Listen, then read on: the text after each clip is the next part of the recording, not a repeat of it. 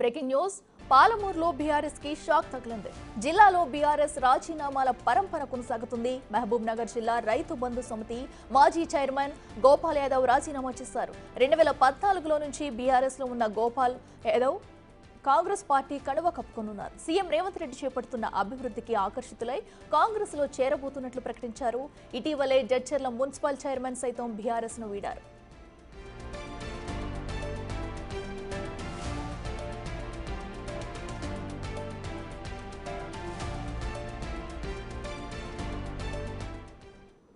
ఇదే అంశానికి సంబంధించి మరింత సమాచారం మా ప్రతినిధి శంకర్ అందిస్తారు. శంకర్ చెప్పండి, అటు బీఆర్ఎస్ నాయకులు సైతం కాంగ్రెస్ లో చేరేందుకు కూడా ఆసక్తి చూపుతున్నారు. ఈ నేపథ్యంలో గోపాల్ యాదవ్ అయితే ఇప్పటికే కాంగ్రెస్ కండువా కప్పుకున్నట్లు తెలుస్తుంది. పూర్తి డీటెయిల్స్ ఏంటి?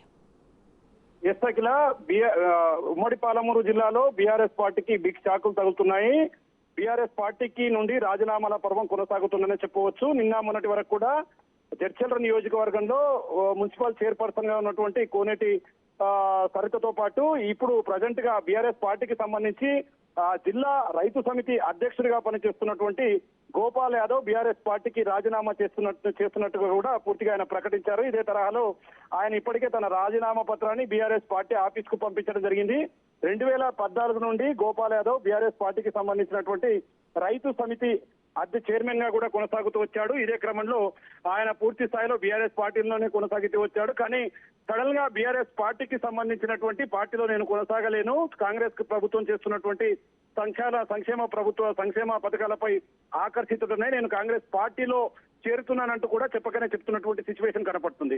ఇదే కనుక జరిగితే మొత్తంగా మరో ఒక 2-3 రోజులు గడవక ముందే ఒకవైపు జడ్చర్లలో, మరోవైపు మహబూబ్ నగర్ జిల్లాలో సైతం కూడా బీఆర్ఎస్ పార్టీకి బిగ్ షాక్ తగిలిందని చెప్పవచ్చు. స్థానిక సంస్థల ఎన్నికల నేపథ్యంలో కూడా బీఆర్ఎస్ పార్టీలో ఉన్నటువంటి నాయకులంతా కాంగ్రెస్ వైపు చూస్తున్నటువంటి పరిస్థితి కొట్టొచ్చినట్టుగా కనిపిస్తుంది. ఇక స్థానిక సంస్థల ఎన్నికల పైన కూడా బీఆర్ఎస్, మరోవైపు కాంగ్రెస్ కూడా ప్రత్యేకమైనటువంటి దృష్టి సారించి విజయం సాధించే దిశగా కూడా ముందుకు వెళ్తున్నటువంటి పరిస్థితి అయితే ఉమ్మడి జిల్లా వ్యాప్తంగా కనిపిస్తుంది. ఇక ముఖ్యంగా రాబోయే 2-3 రోజుల్లో కూడా మరికొన్ని నియోజకవర్గాలకు సంబంధించినటువంటి బీఆర్ఎస్ ముఖ్య నేతలంతా కూడా కాంగ్రెస్ కండువా కప్పుకునేందుకు సిద్ధమవుతుండటంతో బీఆర్ఎస్ కు సంబంధించినటువంటి ముఖ్య నేతలంతా కూడా మొత్తంగా పార్టీకి సంబంధించి తీరని నష్టం జరుగుతున్నట్టు కూడా గుసగుసలు వినిపిస్తున్నటువంటి సిచ్యువేషన్. ఇప్పటికైతే గోపాల్ యాదవ్ తన రాజీనామాను ఆమోదించాల్సిందిగా బీఆర్ఎస్ పార్టీకి సంబంధించి పార్టీ ఆఫీస్ కూడా తను లేఖ రాశాడు. రాబోయే రోజుల్లో తన నిర్ణయం ప్రకటిస్తానని చెప్తున్నప్పటికీ ఆయన అనుచర వర్గం అంతా కూడా మొత్తంగా తను కాంగ్రెస్ పార్టీలో చేరబోతున్నట్టుగా కూడా గుసగుసలు వినిపిస్తున్నాయి. దీంతో జిల్లాకు సంబంధించి మేజర్ హెడ్ క్వార్టర్ గా ఉన్నటువంటి మాజీ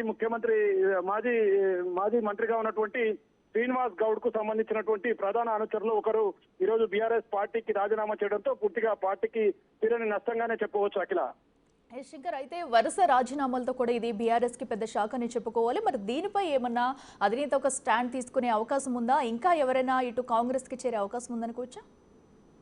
అంటే గత 2 రోజుల క్రితం బీఆర్ఎస్ పార్టీకి సంబంధించి గత మున్సిపల్ ఎన్నికల్లో పోటీ చేసి గెలిచినటువంటి బీఆర్ఎస్ పార్టీకి సంబంధించినటువంటి వ్యక్తి కోనేటి అనే ఒక మహిళ కూడా ఆమె చైర్పర్సన్ గా గెలవడం జరిగింది. ఆ తర్వాత బీఆర్ఎస్ పార్టీలోనే ఉంటూ తాజాగా తను కాంగ్రెస్ పార్టీలో చేరుకున్నానంటూ జడ్చర్ల ఎమ్మెల్యే అనిరుద్ రెడ్డితో పాటు హైదరాబాద్ కు వెళ్లి నేరుగా ముఖ్యమంత్రి సమక్షంలో కాంగ్రెస్ కండువా కప్పుకోవడంతో ఒక్కసారిగా జడ్చర్ల పార్టీకి సంబంధించినటువంటి ముఖ్య నేతలంతా కూడా అదే బాట పట్టారు.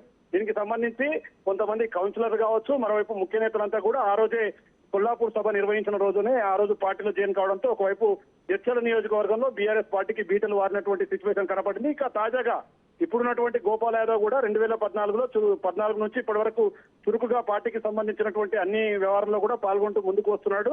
ఇదే క్రమంలో శ్రీనివాస్ గౌడ్ ప్రాతినిధ్యం వహించినటువంటి ఈ ప్రాంతానికి తను కూడా పూర్తి స్థాయిలో ఆయన వెంట ఉండి పార్టీ కోసం చాలా కష్టపడేటువంటి సిచ్యువేషన్ కనపడింది. కానీ ముఖ్యంగా ఈ నిర్ణయంతో ఒక్కసారిగా పార్టీలో అంత గందరగోళమైనటువంటి వాతావరణం నెలకొంది. మొత్తంగా ఆయన తీసుకున్నటువంటి నిర్ణయానికి సంబంధించి మరి బీఆర్ఎస్ నాయకులు ఆయనతో ఏమైనా మాట్లాడతారా, లేకుంటే ఆయన పూర్తి స్థాయిలో కాంగ్రెస్ పార్టీకి చేరబోయే అవకాశాలు కనిపిస్తున్నాయని మాత్రం స్పష్టంగా రావాల్సి ఉంది. అఖిల.